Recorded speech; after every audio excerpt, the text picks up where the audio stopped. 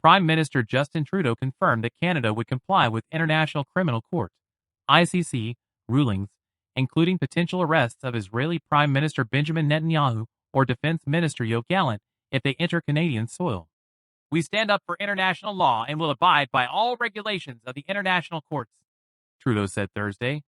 Now that the ICC has issued warrants for Prime Minister Benjamin Netanyahu and his former Defense Minister Yoav Gallant, Canadian law enforcement is obligated to arrest them should they come to Canada. Will you allow that to happen, or will you step in to prevent an arrest?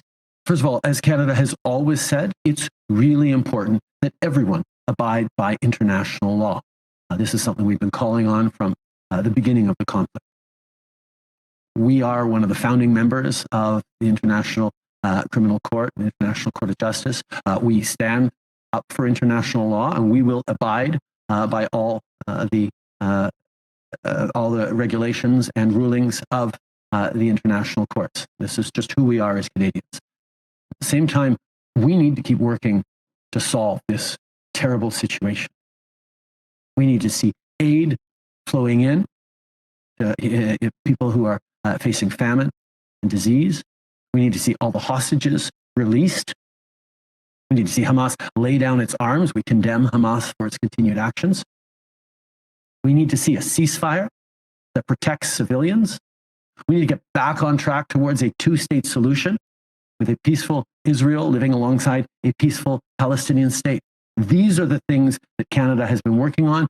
And at the same time, we have to recognize as Canadians that it's been very, very difficult for members of different communities in this country. We have to remember who we are, be there for each other, understand that people are angry and grieving, but remember that we are all pushing for peace and stability as hard as we can. The ICC issued warrants accusing Netanyahu, Gallant, and several Hamas leaders of war crimes. Trudeau reiterated Canada's commitment to international law while calling for humanitarian aid to Gaza, a ceasefire, and a return to peace talks. Critics have labeled the ICC's actions political, with Netanyahu condemning the court as a disgrace. Canada's stance has sparked debate domestically and abroad.